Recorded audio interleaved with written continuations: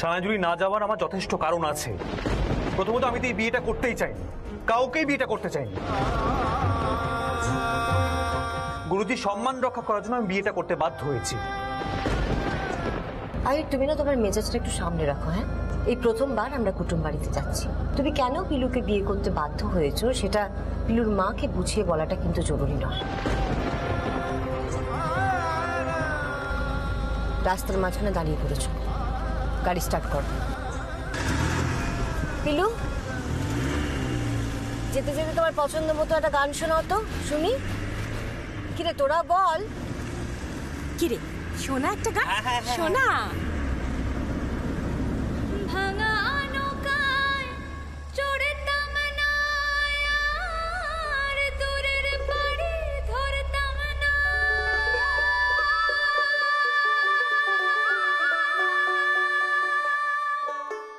আর 9 লাখ বাণিজ্যের বেশা এই নয় বোঝাই করতাম না। আগে জানলে তোর ভাঙা নৌকায় চড়তাম না। ও আমার দহরতি, আগে জানলে তোর ভাঙা নৌকায় চড়তাম না। ভাঙা নৌকায় চড়তাম না, দূরের বাড়ি ধরতাম না। আর 9 লাখ বাণিজ্যের বেশা, 9 লাখ বাণিজ্যের বেশা এই নয় বোঝাই করতাম না। আগে জানলে তোর ভাঙা নৌকায় চড়তাম না। ও আমার দহরতি, আগে জানলে তোর ভাঙা নৌকায় চড়তাম না।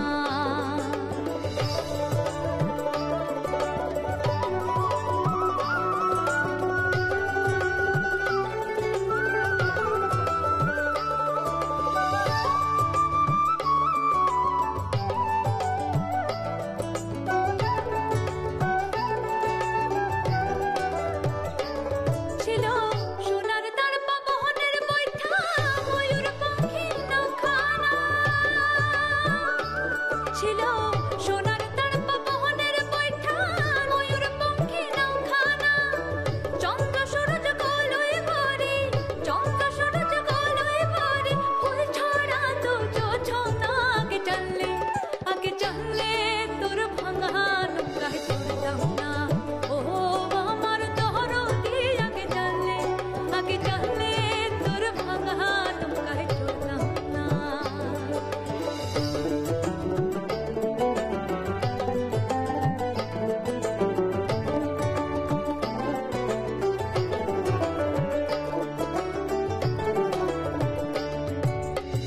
লবঙ্গ লতিকার দেশে যাওয়ার ছিল বাসনা।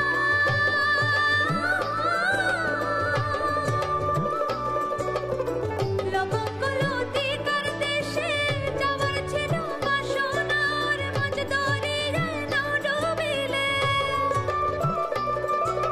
মাঝ দরিয়ায় নাও ডুবিলে, উপায় কি তার বলো না। আগে জানলে তোর ভাঙা নৌকায় চড়তাম না। ও আমার দহরতি, আগে জানলে তোর ভাঙা নৌকায় চড়তাম না। ও আমার দহরতি,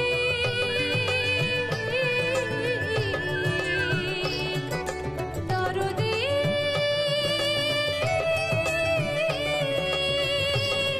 আগে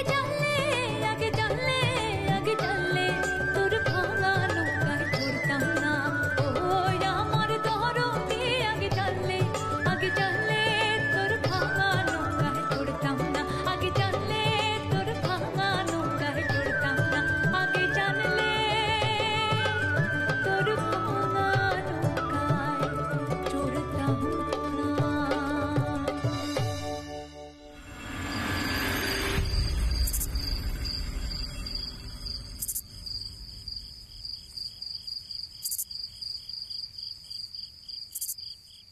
কল্যাণী, একটা গাড়ি আসছে দেখলাম, মনে হয় পিলুরা এসে পড়েছে। কিরে তুই বরণডালা টানিসনি? প্রথমবার জামাই আসে বরণ করবি না? কি করছিলি এতক্ষণ? বাবা কে কে আসছে গো? আরে কি মুশকিল, একটা গাড়িই তো আসছে দেখলাম, শুধু তার ভেতরে কে?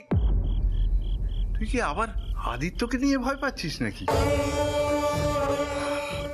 বাবা, যদি কোনোভাবে আদিত্য অথবা যদি উদয় এসে পড়ে, তাহলে তো আমাকে চিনে ফেলবে।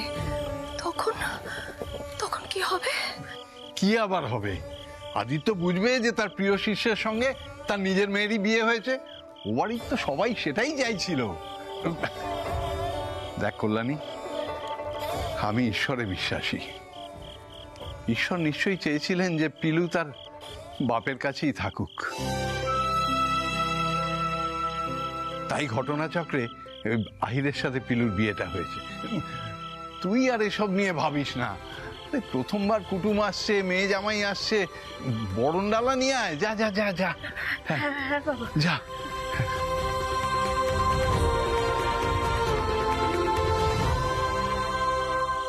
দাদু, মা, দেখো সবাই এসে পড়েছে। আসুন আসুন। দাদু, এই হলো আমার মামুনি। ও, আবার প্রণাম কেন? ঠিক আছে ঠিক আছে, ভালো থেকো মা। এই হলো রঙ্গন দাদা। ও, থাক বাবা থাক, ভালো থেকো। আর এই হলো সিঞ্জিনী দিদি, গান করে, আমাকেও খুব ভালোবাসে। ও বাহ, থাক থাক মা, থাক থাক, ভালো থেকো।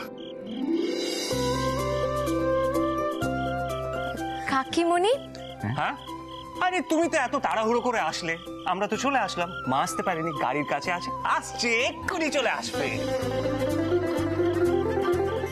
আহির, যা প্রণাম কর।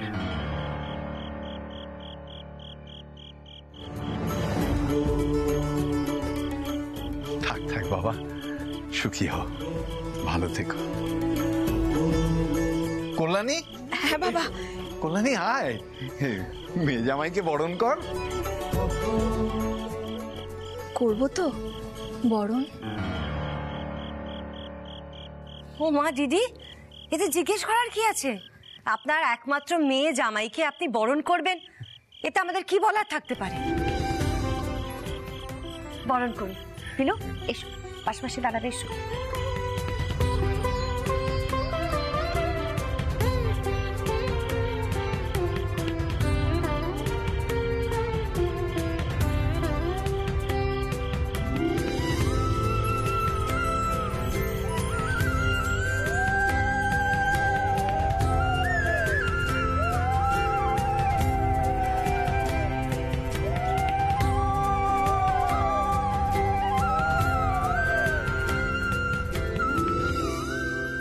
ওস্তাদজির মাথা যেন ঠান্ডা থাকে, মা আর দাদু যেন কিছুতেই না জানতে পারে যে ওস্তাদজি বিয়ে করেছেন, কিন্তু এই সম্পর্কটা মানেননি।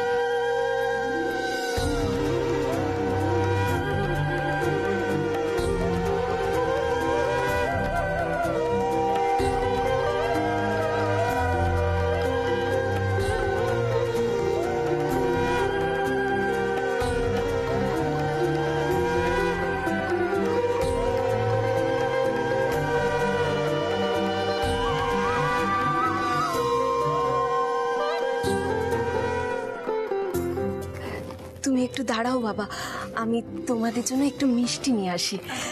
আমায় দিন এটা। আরে না না, কোথায় আছে বলুন আন্টি, আমি এনে দিচ্ছি। আরে না না, হ্যাঁ বাবা, তুমি যাও তো। আপনাদের আসতে কোনো অসুবিধা হয়নি তো? না না দিদি, আর সারা রাস্তা আপনার মেয়ের গান শুনতে শুনতে এসেছি আমরা।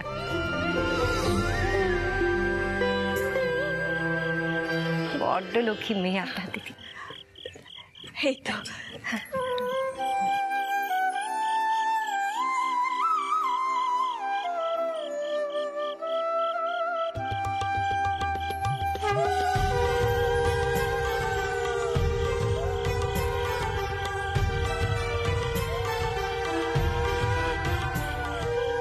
এটা আমি নিচ্ছি। না থাক। নাও।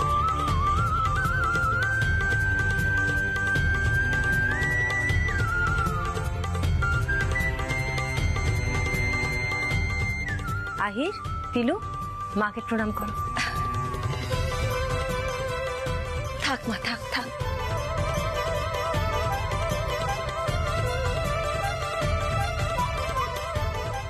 থাক বাবা।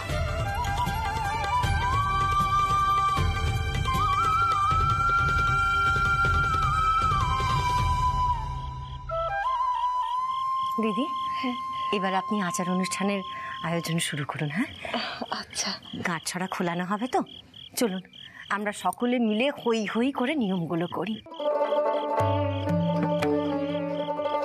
দিদি, আপনারও একমাত্র মেয়ে আর আমারও একমাত্র ছেলে। সোহিনী আন্টি, এক্সকিউজ মি, তুমি একদম চিন্তা করো না, আমরা পুরো জমিয়ে দেব। আন্টি আপনি বলুন কি কি করতে হবে? আরে তোমাকে কিছু করতে হবে না, ওরকমই সারাক্ষণ মজা করে।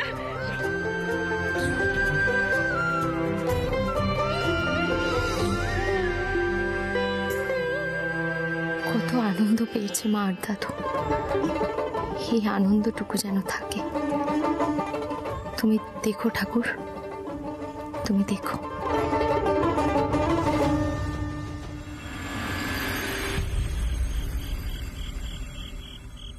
মিষ্টি মিষ্টি, এই যে মিষ্টি মিষ্টি মিষ্টি এসে গেছে। এই মিষ্টিগুলো ওনাদেরকে দে। এই যে মিষ্টি। বাবা ওদিকে চলো, রেখে আসি। একটু দেখি মা।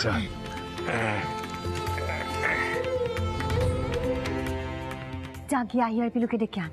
হ্যাঁ, আমি আইদাকে নিয়ে আসছি। সোনিয়া আন্টি, আমি পিলুকে নিয়ে আসছি।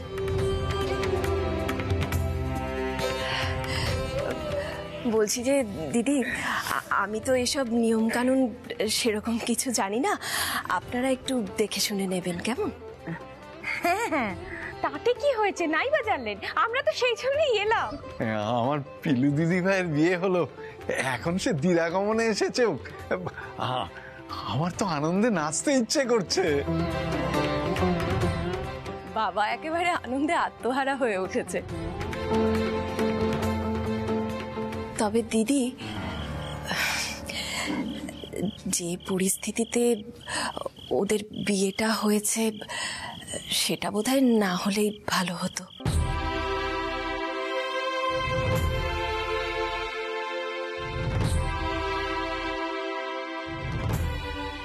সবকিছুর উপর তো আমাদের হাত থাকে না দিদি। আশীর্বাদ করুন যেন ওদের মিলমিশ হয়, তাহলেই হবে। বর এসেছে, বর এসেছে। আরে সবাই উলু দাও, শঙ্খ বাজাও, বর এসেছে। আরে নাচ করো, বর এসেছে। এসো এসো, এখানে এখানে এখানে এখানে এসো পিলু, এসো।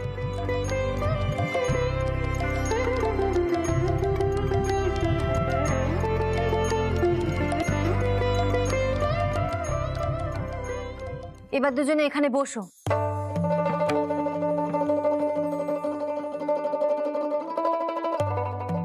ঋতু, ওদের গাঁটছড়াটা খুলে দে।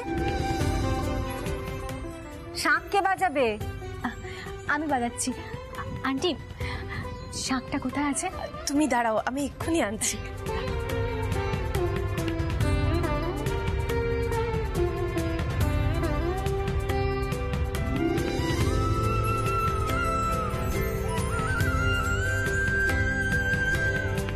এই নাও শাঁখ।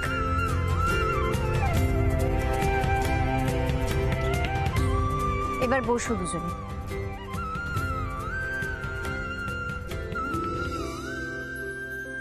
আহির, বস, বসো।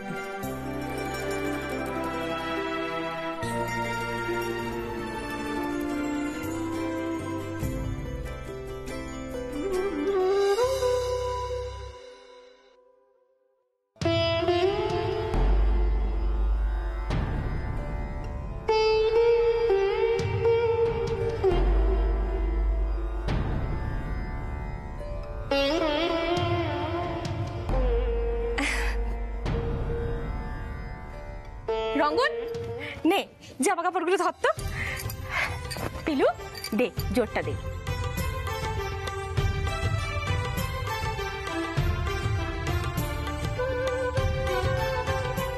সোহিনী, একটু উলু দে তো। সিঞ্জিনি, শাকটা বাজা।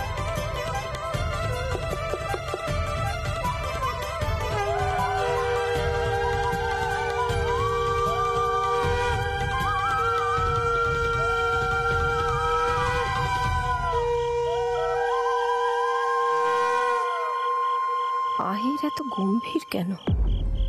কেমন মনে হচ্ছে অসন্তুষ্ট হয়ে আছে খুব। বিয়েটা মেনে নিয়েছে তো? বাকিরা তো দেখছি বেশ খুশি এ বিয়ে নিয়ে। কিন্তু আসল মানুষটাই যদি খুশি না হয় তাহলে কি করে হয়?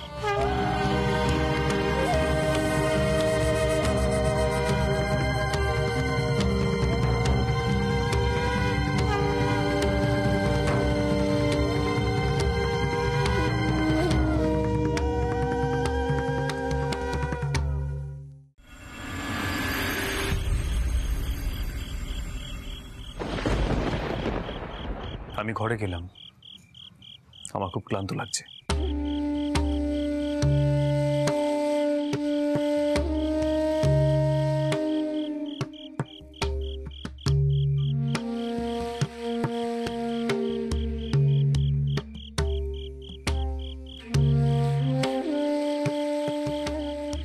হ্যাঁ, ক্লান্ত তো লাগবেই। কতটা পথ আসতে হয়েছে তোমাদের বলো তো। তোমরা যাও, ঘরে গিয়ে একটু বিশ্রাম নাও। পিলু, সবাইকে ঘরে নিয়ে যা, সবাই একটু আরাম করে বসুক। সত্যি আসার পর থেকে সবাই কাজ করে যাচ্ছে, এবার চলো তো সবাই বিশ্রাম করবে, চলো। আরে দাঁড়াও পিলু, আগে জামা কাপড়গুলো দিয়ে নি। মামনি, সেসব ভেতরে গিয়ে হবে।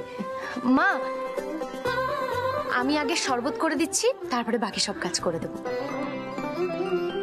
মামনি, সিঞ্জিনি দিদি, ও কাকিমণি, রঙ্গন দাদা, সবাই চলো ভেতরে, চলো। চল, এসো। পাগলি মেয়ে। কল্যাণী, আহির তো বোধহয় এসব শরবত টরবত খাবে না, তুই বরং আহিরকে একটু চা করে দে। হ্যাঁ, দিচ্ছি। মেসোমশাই, দিদি বলছি যে আপনাদের জন্য না সামান্য কিছু উপহার এনেছি, একটু ভেতরে আসুন না, দেব। এই তো পিলু, শোনো, বলছি কাল সকালে তুমি তোমার বন্ধুদের সাথে দেখা করে যে উপহারগুলো এনেছি ওটা দিয়ে দিও, কেমন? নিশ্চয়ই যাবো মামনি, তুমি এত জিনিস এনেছো আর আমি দেবো না হতে পারে?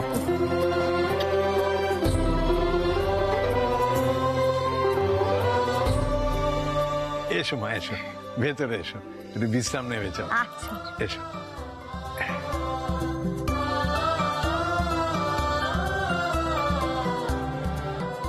এখানে এসে পরিস্থিতিটা আরো অদ্ভুত হয়ে গেছে। তবে এটা যে হবে সেটা আমি ভালো করেই জানতাম। আন্টিও যেন কেমন ভাবে তাকিয়ে আছে, মনে হচ্ছে। আর সবাই মিলে যে এখানে কেন আসতে গেল, আমি পিলু, শোন, বলছি কি, তোর শাশুড়িরা আমার ঘরে শুতে পারবে তো? মানে ঢালা বিছানা করে দেবো ক্ষণ? হ্যাঁ মা, মামনিরা খুব ভালো। মা, বলছি আমিও বরং তোমাদের সঙ্গে শুয়ে পড়বো, আর রঙ্গন দাদা ওস্তাদের সঙ্গে শোবে। মানে পাগল টাগল হয়ে গেলি নাকি? এরকম কখনো হয়? রঙ্গন বাবার সাথেই শোবে। মা, কোনো দরকার পেল। সত্যি করে বলতো, আহির কি কোনো কারণে চটে আছে? না তো। কেমন যেন আলাদা আলাদা আছে, দেখে মনে হচ্ছে খুব রেগে আছে। পিলু, আমার কাছে কিন্তু কিচ্ছু লুকোস না মা, সত্যি করে বল, আহির এই বিয়েটা মেনে নিয়েছে তো? দেখ মা, জোর করে কিন্তু সবকিছু হয় না। ওর যদি বিয়েটা নিয়ে কোনো অসুবিধে থাকে তাহলে বল আমায়, আমি ওর মায়ের সাথে কথা বলছি। দেখ, একটা তো সিদ্ধান্ত নিতে হবে নাকি? মা, তুমি কি কথাটা বলবে? এখন কি তুমি এসব নিয়ে ভাবতে বসবে? না না না না, কেমন যেন ভালো লাগছে না রে মা। হ্যাঁ, আমার আমার মনে হচ্ছে তুই কিছু লুকোচ্ছিস। মা, তুমি আমাকে নিয়ে এত ভেবো না। এমনিতেই তুমি বেশি চিন্তা করলে কিন্তু তোমার বুক ধড়ফড় করে। আমি তো বলছি সব কিছু ঠিক আছে। আমি সকলের সুবিধার জন্যই একসঙ্গে শোয়ার কথা বললাম মা। তুমি আর দুশ্চিন্তা করবে না, ব্যাস।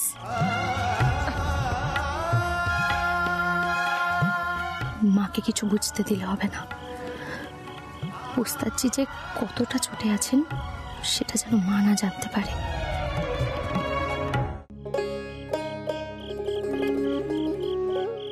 পিলু, আমার কাছে কিন্তু কিচ্ছু লুকোস না মা।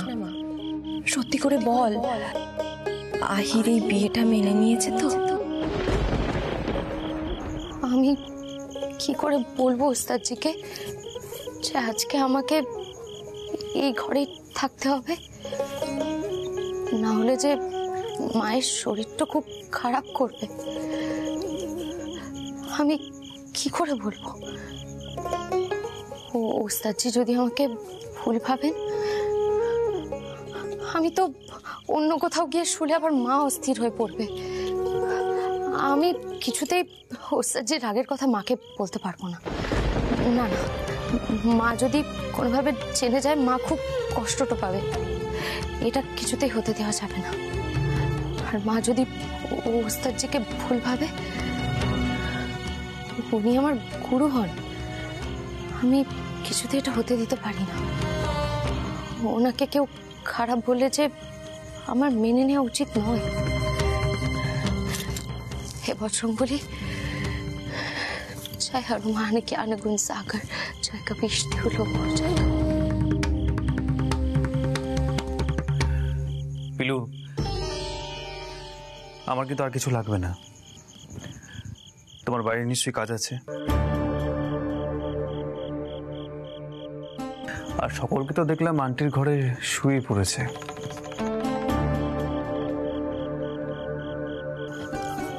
ওস্তাদজি বলছি, আজ রাতটা যদি আমি এই ঘরে শুয়ে পড়ি তাহলে কি খুব অসুবিধা হবে? বুঝতে পেরেছি, আমি বাইরে গিয়ে শুয়ে পড়ছি। না ওস্তাদজি, এই কাজটা করবেন না।